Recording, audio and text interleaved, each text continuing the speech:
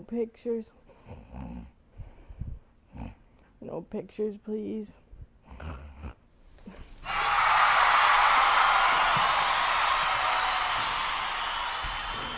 Oh, thank you, everyone. This means so much. Thank you, Mom, Dad. Great. Oh, there's so many people to mention. Mom, Dad, writers, cameraman, Corey. Best use of cheese in a video. We're so excited. Thank you.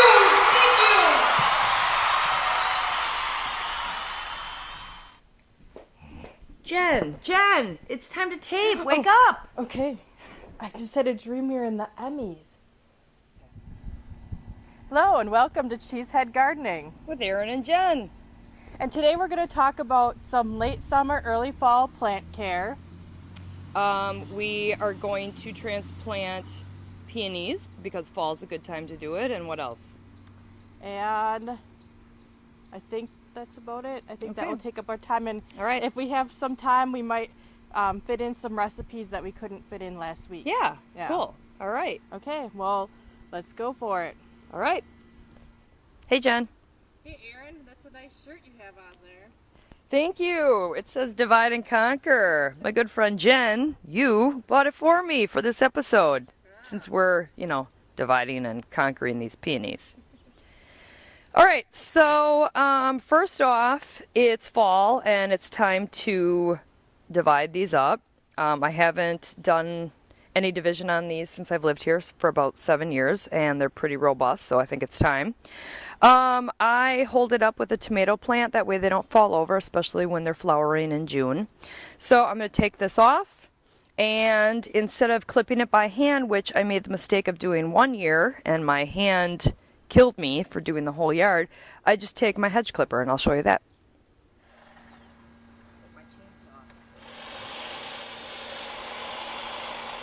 Oh, that's cool. Remember safety? I can put my helmet on.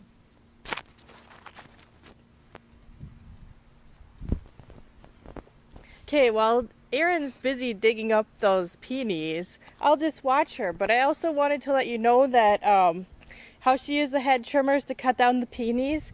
Some people do that with their hostas, or they'll use a lawnmower, and I highly recommend never doing that because some hostas have diseases such as nematodes and hosta virus X.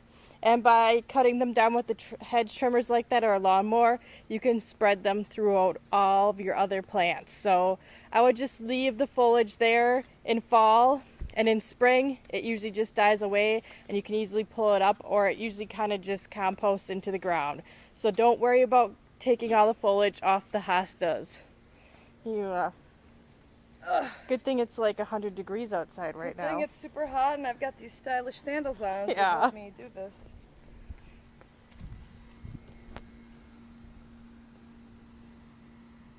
Okay, we finally got this beast out.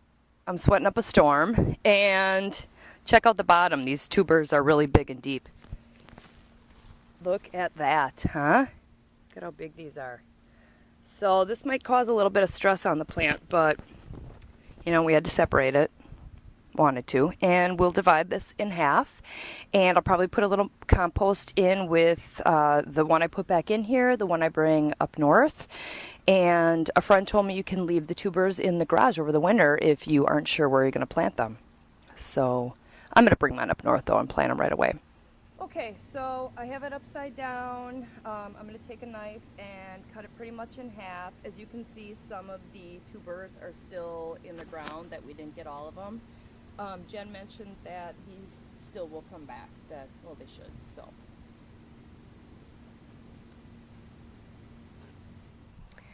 Hey, it's late August here in my garden, and 2 days away from September and the start of our school year. So I just want to talk about the importance of keeping your hostas watered at this time of the year.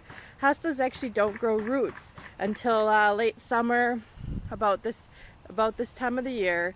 So it's really important to start watering them now and through the fall, and that will make them better plants for next year. So you're actually kind of preparing them. If you want big healthy plants next year, you take care of them this time of the year. It's also a time when you should be watering your trees, especially those that you want to establish. You should really be watering them in Wisconsin up until about the point almost to the first snowfall. And also, some of you will ask me if you should fertilize hostas, and they don't really need it. They just really need water. But if you want to use fertilizer, I would use something with a really low, I don't know, I would personally just use worm compost, worm tea, or something like that. Nothing with really high fertilizer, something probably high in nitrogen but low in everything else.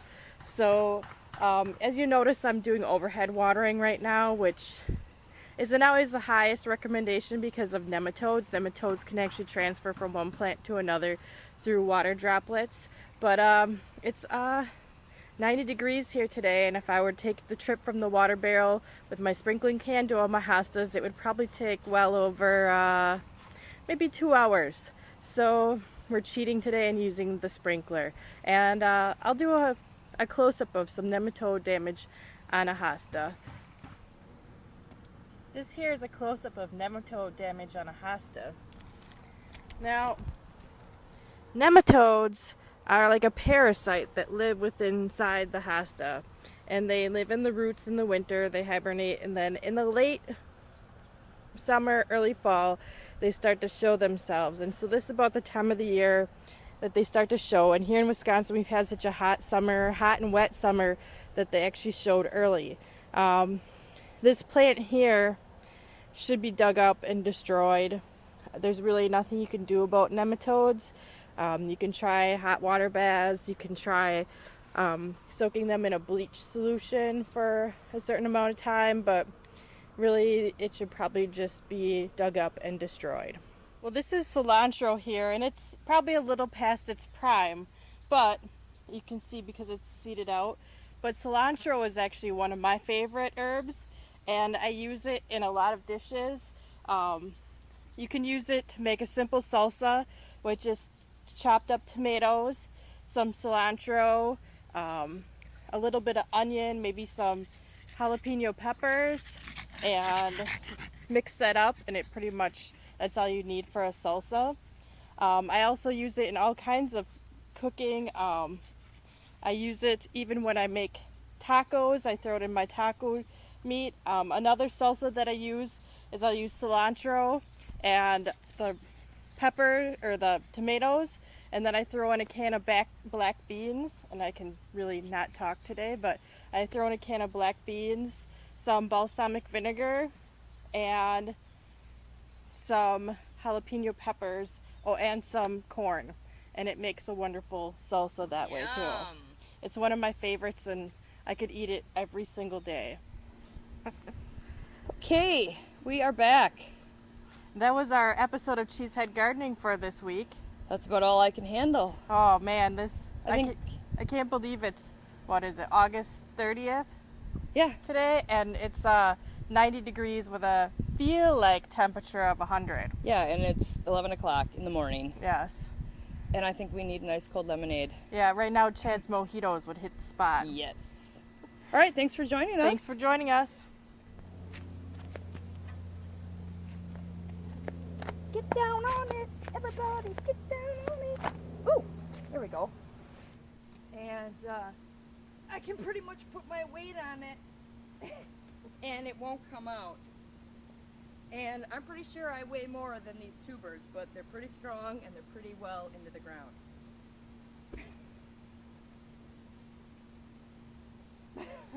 Okay, this is gonna be a while.